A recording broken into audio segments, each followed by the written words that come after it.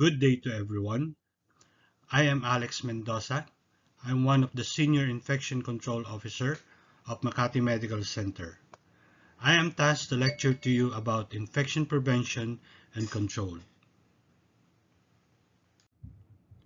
I am going to discuss basic infection control under Safety Skills Essential. The topics that we are going to discuss are the following: standard precaution, transmission-based precautions, cleaning up the hospital environment, patient placement and transportation, disinfection and sterilization, waste segregation, and lastly, reportable communicable diseases. Our objectives is to summarize the principles on infection prevention and control, perform the 5 moments for hand hygiene in their respective units, use personal protective equipment appropriately, practice safe handling of sharps, observe proper waste management, and report notifiable, communicable diseases. These are the chain of infection. We have the microorganism, the reservoir, the portal of exit, mode of transport, port of entry, and susceptible host. Set of 6 intertwined links that allow for transmission of an infectious disease. Each step of the chain is required to effectively transmit an infectious disease agent. Breaking any one of the 6 links can slow the transmission of infectious disease. Examples of standard precautions are hand hygiene, personal protective equipment, respiratory hygiene, cough etiquette, prevention of injury from needles and other sharp objects, cleaning of the patient care environment, and lastly, biomedical waste management. Hand hygiene is very much at the core of standard precautions and is the undisputed single most effective infection control measure. This also includes circumstances where specific targeted isolation precautions, namely contact, droplet, and airborne precautions, are applied. Furthermore, its importance is emphasized in the most modern bundle or multimodal quality improvement approaches for the prevention of specific site infections such as device-related bloodstream and urinary tract infections, surgical site infection, and ventilator-associated pneumonia. The importance of embedding efficient and effective hand hygiene into all elements of care delivery must be kept prominent within healthcare. Today, we will be discussing infection prevention and control. The Infection Prevention and Control Program is a component of the Culture of Safety, Quality, and Compliance Program of MMC, which ensures a safe environment for all patients, visitors, and personnel through hospital-wide prevention of infectious disease transmission and reduction of risk for infection. The various activities maintain a hospital-wide mechanism to prevent healthcare-associated infections and transmission of infectious diseases to patients, visitors, and staff. The IPC program encompasses the whole departments within the hospital with management support.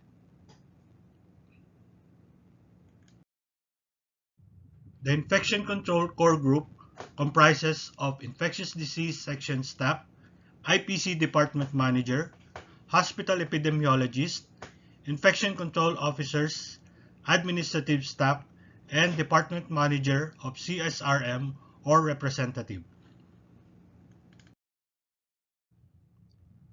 To start things up, we must clearly define IPC. Infection is the invasion and multiplication of microorganisms such as bacteria, viruses, fungi, or parasites that are not normally present within the body. Infections can cause illness and spread from person to person, especially in healthcare or community settings. Prevention is the act of stopping something from happening or arising. In this case, it refers to measures taken to avoid the occurrence of infections.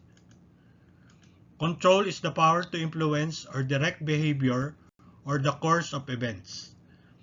In infection control, it means managing and reducing the spread and impact of infections through specific strategies and practices. Key aspects of infection prevention and control. Hand hygiene.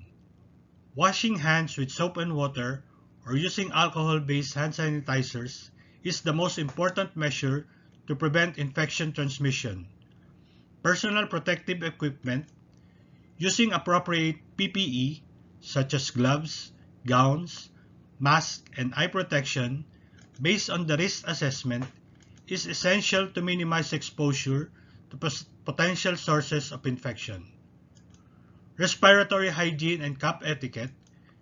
Covering coughs and sneezes with the tissue, disposing of the tissue properly, and cleaning hands afterwards helps prevent the spread of respiratory infections. Safe injection practices. Using sterile needles and syringes for each patient, avoiding the reuse of needles, and ensuring proper disposal of sharps are critical for preventing infections transmitted through injections. Aseptic technique. Employing aseptic technique during invasive procedures, including appropriate skin antisepsis, minimizes the risk of introducing infections. Environmental cleaning and disinfection. Regularly cleaning and disinfecting surfaces and equipment, particularly those frequently touched, helps reduce the risk of pathogen spread. Waste management. Proper handling and disposal of infectious waste is essential to prevent environmental contamination. Vaccination. Staying up to date with recommended vaccinations such as influenza and other infectious diseases helps build immunity and reduce the risk of infection. Education and training. Providing healthcare workers with adequate education and training on IPC practices is crucial for consistent implementation and adherence to best practices. Surveillance and monitoring. Implementing systems to track and monitor healthcare-associated infections helps identify areas for improvement and evaluate the effectiveness of IPC interventions. Antimicrobial stewardship. Promoting the appropriate use of antibiotics is crucial to combat antimicrobial resistance, which can complicate infection prevention and control efforts. First standard precaution is hand hygiene. Since we are in the hospital setting, these are the most commonly used touch surfaces. It is very important to regularly wash your hands when touching objects to help prevent the spread of infection. Hand hygiene. It is the most effective way to prevent spread of infection in the hospital setting. It is the general term referring to any action of hand cleansing. Hand washing. Washing hands with plain soap and water. Antiseptic hand rub. Washing hands with water and soap, detergents with an antiseptic agent, and surgical hand antisepsis, antiseptic hand wash, or antiseptic hand rub, performed preoperatively to eliminate transient and reduce resident hand flora. Antiseptic detergent preparations often have persistent antimicrobial activity. In this picture, the pink spots represents commonly touched surfaces by the healthcare practitioner, as well as the patient and relatives. So it is very important to do hand hygiene before and after touching patient surroundings. Following recommendations made by the CDC to clean and disinfect HTS, the top 5 most touched surfaces in hospitals are the following: bed rails, bed surface, supply cart, overbed table, and intravenous pump. Now we go to hand transmission. Hands are the most common vehicle to transmit healthcare-associated pathogens. Transmission of healthcare-associated pathogens from one patient to another via healthcare workers' hands requires 5 sequential steps.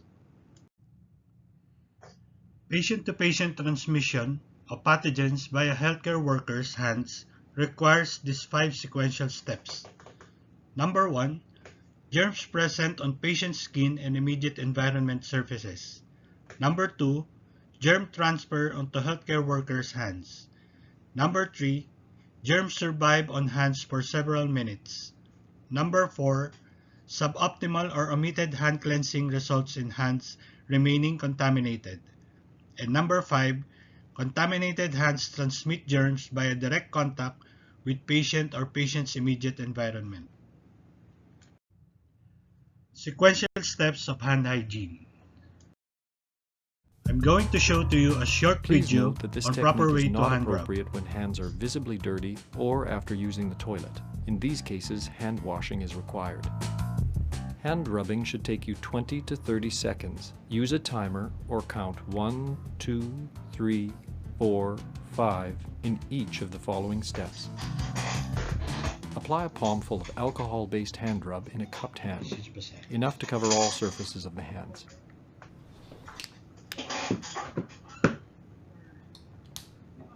Rub hands palm to palm, then rub right palm over the back of left hand with interlaced fingers and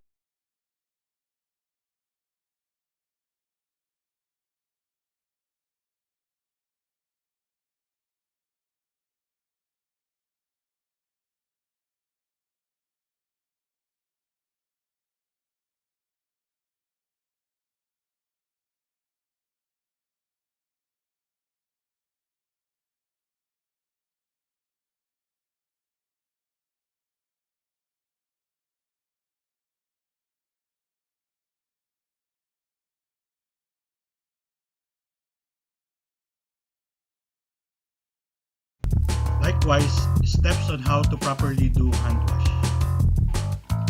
hand washing should take you about 1 minute.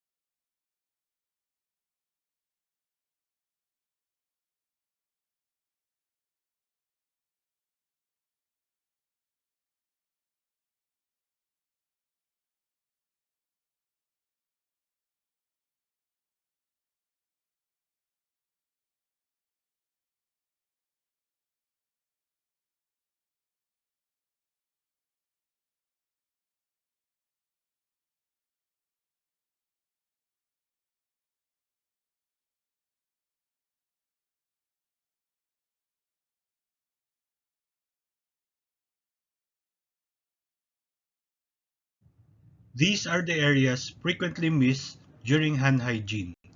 The tips of the fingers, including fingernails and thumbs. How to hand rub.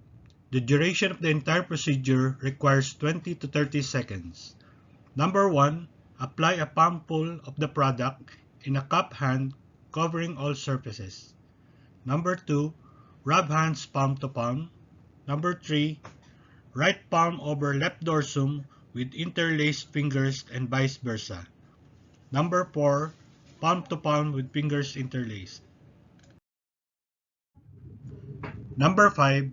Back of fingers to opposing palms with fingers interlocked. Number 6. Rotational rubbing of left thumb clasped in right palm and vice versa. Number 7. Rotational rubbing backwards and forwards with clasped fingers of right hand in left palm and vice versa. And lastly, once dry, your hands are safe. How to hand wash. Duration of the entire procedure is from 40 to 60 seconds. Number 1. Wet hands with water. Number 2.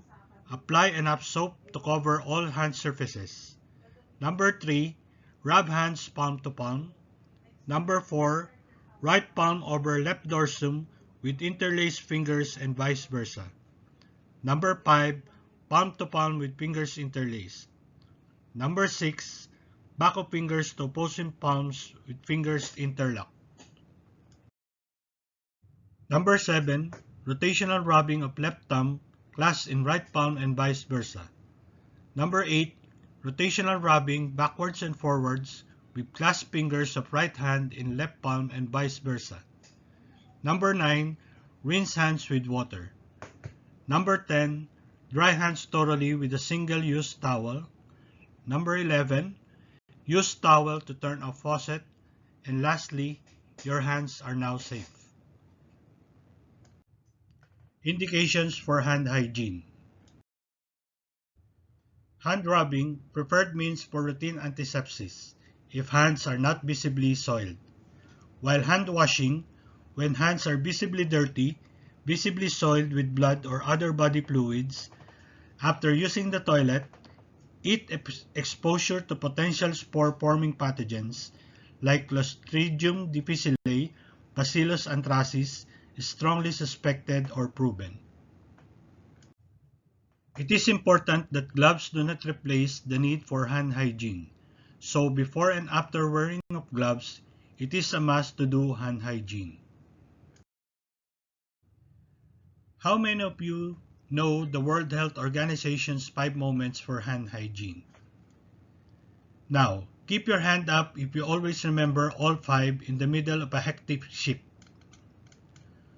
Don't worry, this isn't a quiz, but today might just help us all stay a little sharper and cleaner. These are the 5 moments for hand hygiene.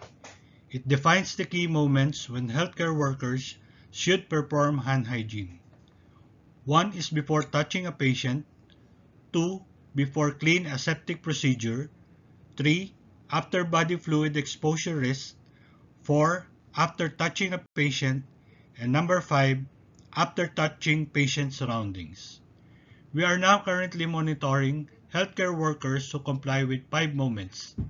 It is very important that you put this by heart, as this is one way of preventing the transmission of infection. Other indications for hand hygiene: before moving from work on a soiled body site to clean body site on the same patient, before handling medication, before, during, and after preparing food, before eating food, and after blowing your nose, coughing, or sneezing. Next, under standard precautions, is respiratory hygiene. Respiratory hygiene, or cough etiquette, prevents transmission of all respiratory infections in healthcare settings. The second element of standard precautions is respiratory hygiene, or cough etiquette. It prevents transmission of all respiratory infections in healthcare settings. Avoid going to work if you are experiencing respiratory symptoms. Consult with EWC if symptomatic. Still under standard precaution is the use of PPE, or the personal protective equipment. What is wrong with this picture? The healthcare worker who is drawing blood did not wear gloves. Standard precautions are meant to reduce the risk of transmission of blood-borne and other pathogens from both recognized and unrecognized sources. When there is an anticipated blood and body fluid contact, personal protective equipment, or PPE, such as gloves, must be used. By definition, personal protective equipment, or PPE, is a specialized clothing or equipment worn by an employee for protection against infectious materials. These are the types of PPE: we have the gloves, the respirators or masks, gowns or aprons, face shield, and lastly the goggles. Work from clean to dirty. This is a basic principle of infection control. In this instance, it refers to touching clean body sites or surfaces before you touch dirty or heavily contaminated areas. Limit opportunities for touch contamination, protect yourself, others, and the environment. Think about environmental surfaces too and avoid unnecessarily touching them with contaminated gloves. Surfaces such as light switches, door and cabinet knobs can become contaminated if touched by soiled gloves. Change gloves. If gloves become torn or heavily soiled and additional patient care tasks must be performed, then change the gloves before starting the next task. Always change gloves after use on each patient and discard them in the nearest appropriate receptacle. Patient care gloves should never be washed and used again. Washing gloves does not necessarily make them safe for reuse. It may not be possible to eliminate all microorganisms, and washing can make the gloves more prone to tearing or leaking. Discard in appropriate receptacle. Discard in a yellow trash bin, infectious waste.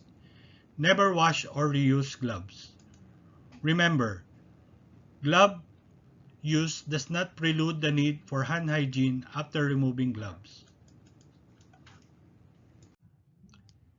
Gowns or aprons are used when contamination of the arms can be anticipated, while aprons are used when limited contamination is anticipated. Gowns should fully cover the torso, fit comfortably over the body, and have long sleeves that fit snugly at the wrist. Masks should fully cover the nose and mouth and prevent fluid penetration. Masks should fit snugly over the nose and mouth.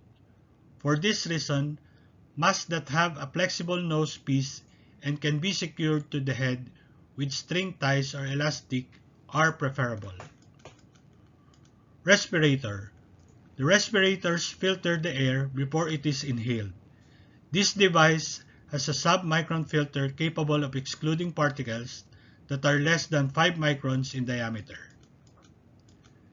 Goggles provide barrier protection for the eyes. Personal prescription lenses do not provide optimal eye protection and should not be used as a substitute for goggles. Goggles should fit snugly over and around the eyes or personal prescription lenses. Face shield. When skin protection, in addition to mouth, nose, and eye protection, is needed or desired. For example, when irrigating a wound or suctioning a copious secretion, a face shield can be used as a substitute to wearing a mask or goggles. The face shield should cover the forehead, extend below the chin, and wrap around the side of the face.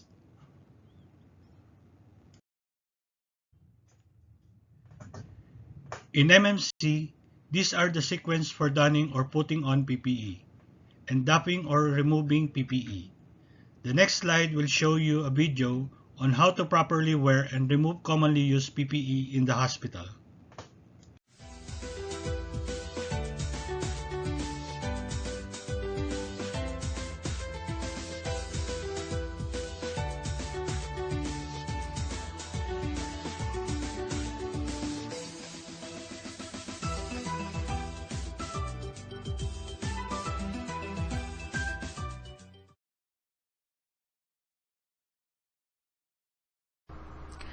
Pick up gown and carefully unfold. Facing the back of the gown, place arms through each sleeve and fasten the neck opening.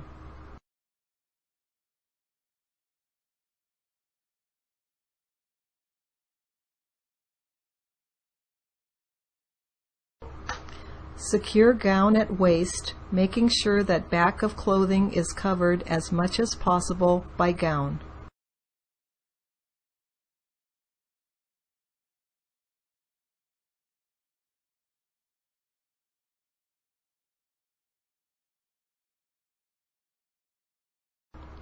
Put on gloves. The glove cuffs should overlap the gown cuffs.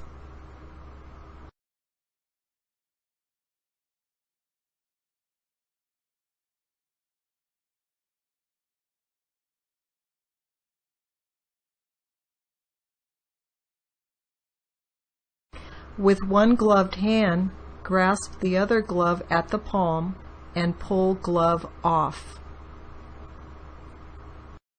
Slip fingers from ungloved hand underneath cuff of remaining glove at wrist and remove glove, turning it inside out as it is removed. Dispose of both gloves into designated waste container. After removing glove, unfasten gown at neck and waist. Remove gown without touching the outside of gown. Hold gown away from body with gown inward and keep inside out.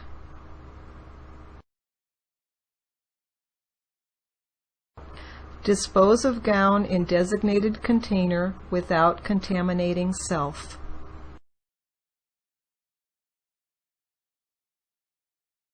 Let's review. 1. Pick up gown and carefully unfold. Facing the back of the gown, place arms through each sleeve and fasten the neck opening. 2. Secure gown at waist, making sure that back of clothing is covered as much as possible by gown. 3. Put on gloves. The glove cuffs should overlap the gown cuffs. Removing gown and gloves. 1. With one gloved hand, grasp the other glove at the palm and pull glove off. Slip fingers from ungloved hand underneath cuff of remaining glove at wrist and remove glove, turning it inside out as it is removed. Dispose of both gloves into designated waste container. 2. After removing glove, unfasten gown at neck and waist. Remove gown without touching the outside of gown. Hold gown away from body with gown inward and keep inside out. Dispose of gown in designated container without contaminating self. 3. Wash hands with proper hand washing technique.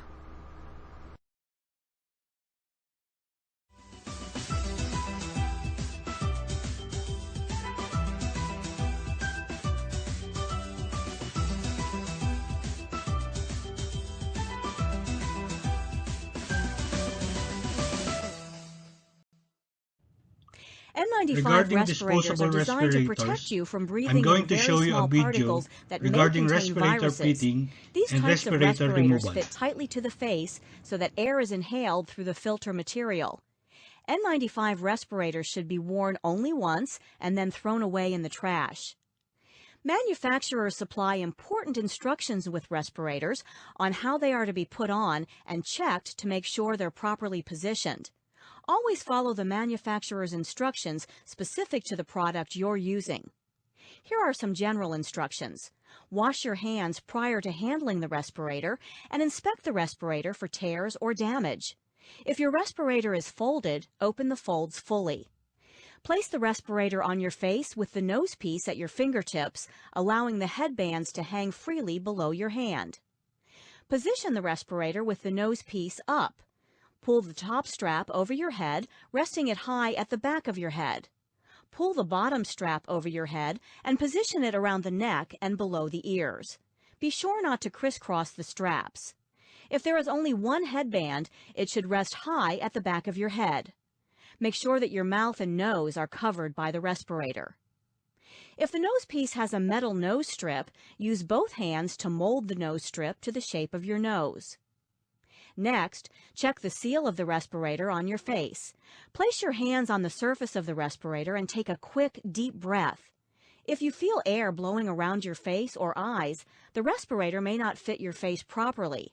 Readjust the fit of your respirator and check the seal again. When you're finished wearing the respirator, carefully remove it using the straps. Discard your respirator by carefully placing it in a waste container. Wash your hands immediately after handling the used respirator.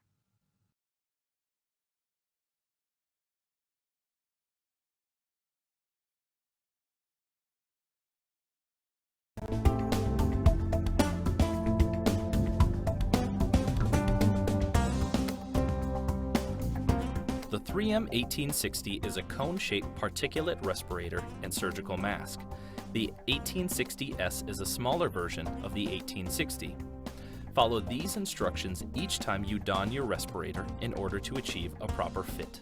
Begin by cupping the respirator in your hand, holding the metal nose piece at your fingertips. The straps should hang freely below your hand. Place the respirator under your chin with the nose piece up. While holding the respirator in place, pull the top strap over your head with the opposite hand and position it high on the back of your head above your ears.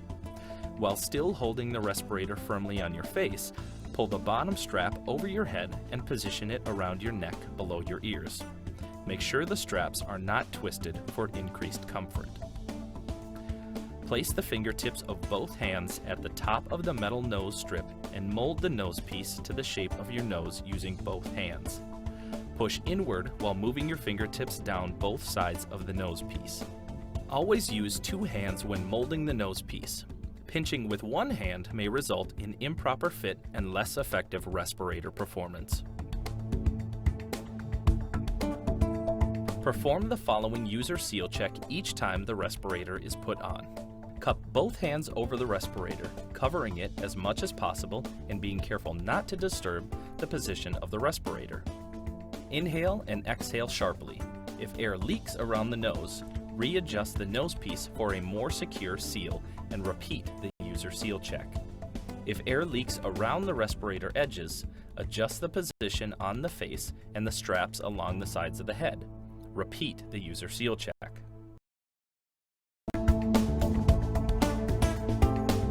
To properly remove the respirator, do not touch the face piece. Slowly lift the bottom strap from around your neck up and over your head while keeping the respirator seated against your face. Lift off the top strap. Carefully remove the respirator without allowing the outside of the respirator to come in contact with your body, and perform hand hygiene. It is a no-no not to put surgical masks underneath your respirators, as this will create a gap between the user's skin and the respirator. Now we go to safe injection practices, still under standard precautions. Fourth element of standard precautions is safe injection practices.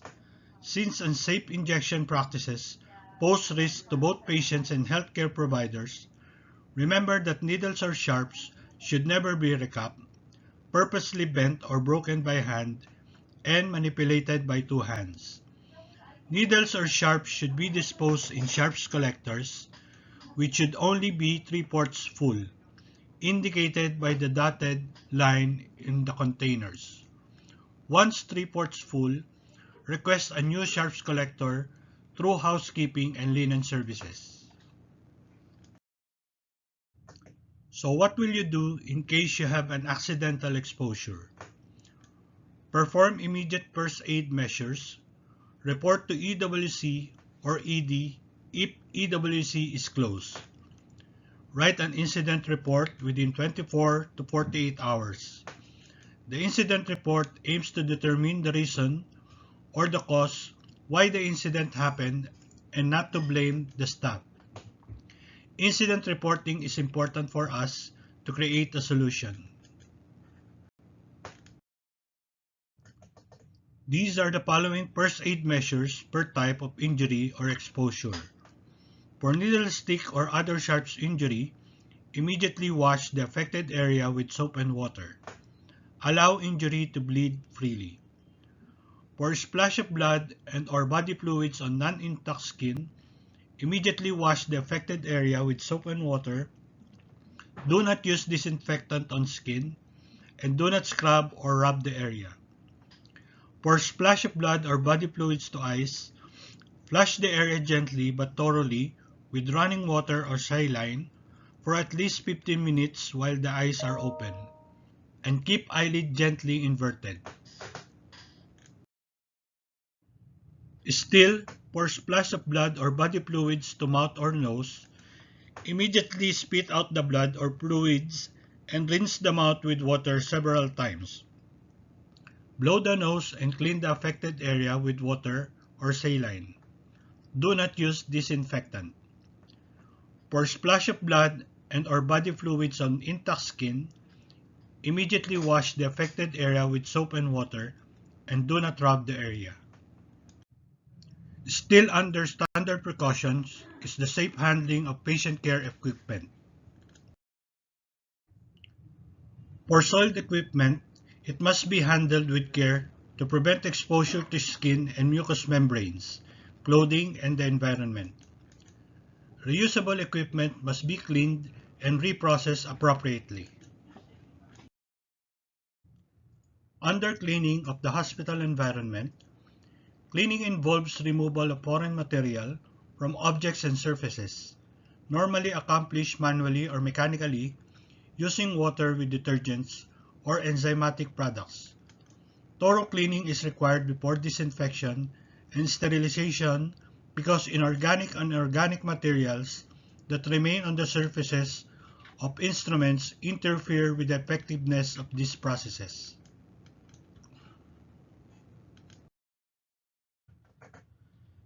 There are three types in cleaning of the hospital environment. We have the routine cleaning. It is the regular cleaning and disinfection when indicated when the room is occupied to remove organic material, reduce microbial contamination, and provide a visually clean environment. Emphasis is on surfaces within the patient zone. Next is the terminal or discharge cleaning. Cleaning and disinfection after the patient is discharged or transferred. It includes the removal of organic material and significant reduction and elimination of microbial contamination. And lastly, the scheduled cleaning.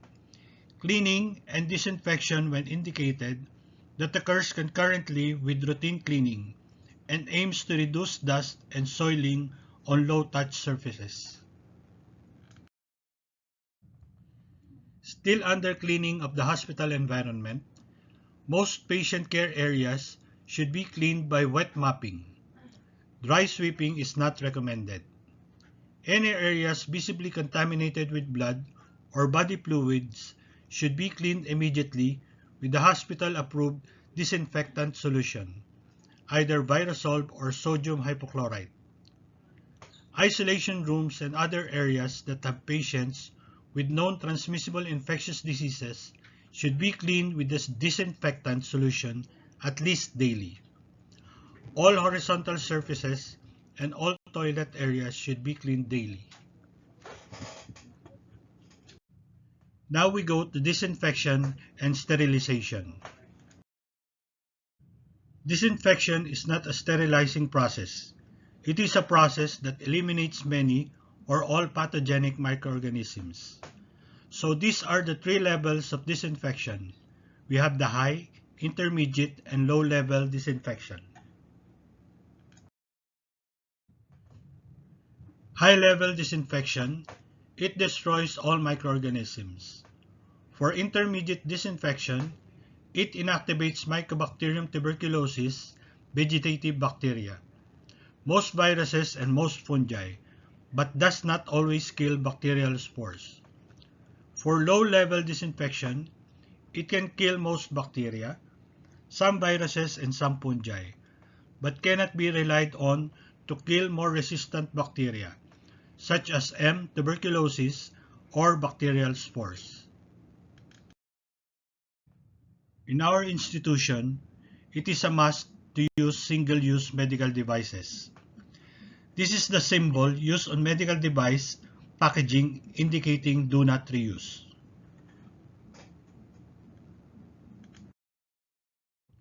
In handling soiled or contaminated linen, use clean non-sterile gloves when handling soiled linen. Inspect for needles, syringes while stripping. Do not place on the floor.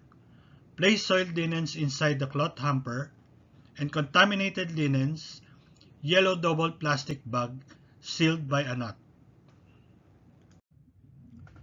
Still under standard precautions, we go to waste management.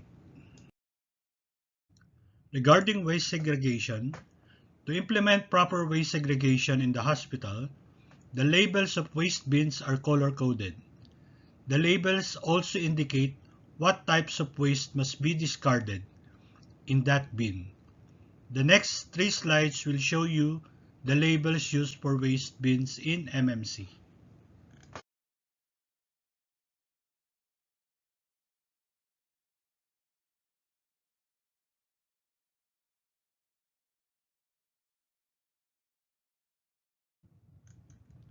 Now we go to transmission-based precaution. Transmission-based precautions are for patients who are known or suspected to be infected or colonized with infectious agents, which require additional control measures to effectively prevent transmission. It is used empirically according to the clinical syndrome and the likely etiologic agents at the time, and then modified when the pathogen is identified or a transmissible infectious etiology is ruled out. Used when the route of transmission are not completely interrupted using standard precautions alone.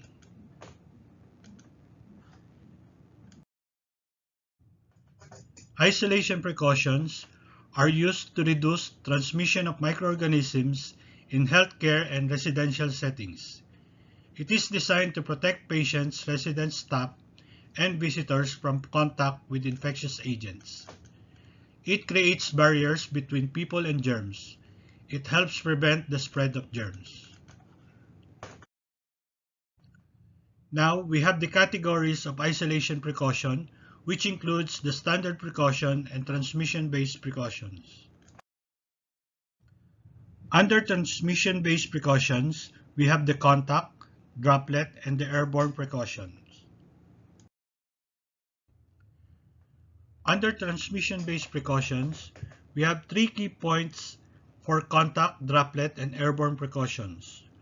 For mode of transmission for contact, infectious agents are spread by direct or indirect contact with the patient or the patient's environment. PPEs to be used are gowns and gloves. For patient placement, it must be single patient room or cohorting.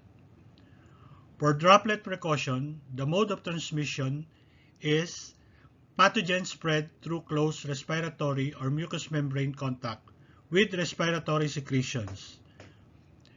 Personal protective equipment to be used is surgical mask and eye protection. Now, for the patient placement, we have the single patient room, cohort patients who are infected with the same pathogen, and multi-bed.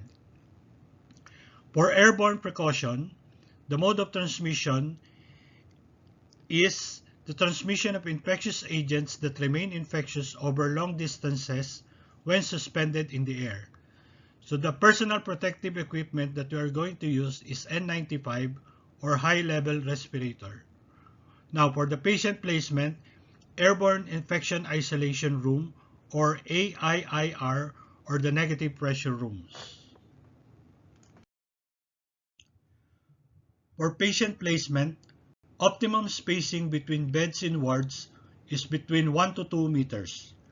For single patient room, should have a hand hygiene station, toilet, and bathroom. In regards to patient transportation, for airborne precaution, the healthcare workers, including the elevator operator, must wear a respirator, while the patient must wear a surgical mask. For droplet precautions, healthcare workers need a surgical mask, close contact, and for patient also a surgical mask, if tolerated, or follow cup etiquette. For contact precautions, healthcare workers must wear gloves and gowns for all interactions. So limit movement and transport, endorse precautions to receiving unit prior to transport. For droplet precaution, these are examples of diseases. We have mumps, influenza virus, diphtheria, meningitis, plague, rubella or the German measles, B. pertussis, adenovirus, rhinovirus, and group A streptococcus. For airborne precaution, these are examples of diseases. We have the rubella virus or the measles, the varicella virus or the chickenpox, the M. tuberculosis, we have the SARS-CoV, disseminated herpes zoster, the SARS, and the MERS-CoV. Airborne infection isolation rooms, also known as negative pressure rooms, are located at least. So we have the locations here. It's in the 8th Wing, MSICU, Neuro-CV ICU, OR-ICTR, and ED. Now, for patient placement, we have an anteroom. It supports the use of PPE. And cohorting when single patient rooms are not available, conducted with IPC guidance. These are examples of diseases under contact precaution. We have the multi-drug resistant organisms, or the MDROs, C. difficile infection, rotavirus, hepatitis A, diapered or incontinent patients. For contact precautions monitoring, stop sign is placed at the door of the patient's room. PPE cart is clean and well organized. PPE cart contains gloves and gowns. Healthcare workers is wearing appropriate PPE if with observed healthcare workers. Hand ramp dispenser is functional. Proper waste disposal is strictly observed. The placement of yellow infectious trash container and reusable yellow gown bin inside patient's room, and provision of dedicated patient care equipment like BP apparatus, stethoscope, and thermometer. For CD positive patients, it must be endorsed to housekeeping and to dietary. Contact precautions may be discontinued as ordered by the physician once the patient has no episodes of diarrhea for 2 consecutive days. MDROs stand for multi-drug resistant organisms. These are microorganisms, predominantly bacteria, that are resistant to one or more classes of antimicrobial agents. Patients with MDROs should be placed on contact precautions with dedicated non-critical medical equipment, examples, BP cup, a digital thermometer, and stethoscope. Now we go to reportable communicable diseases. The following communicable diseases are reportable to DOH in compliance with RA 11332 or the Mandatory Reporting of Notifiable Diseases and Health Events of Public Health Concern Act. If you have patients diagnosed with any of the following diseases, report case to IPCD. These are our local numbers 3767, or you can call 0919 073 4308.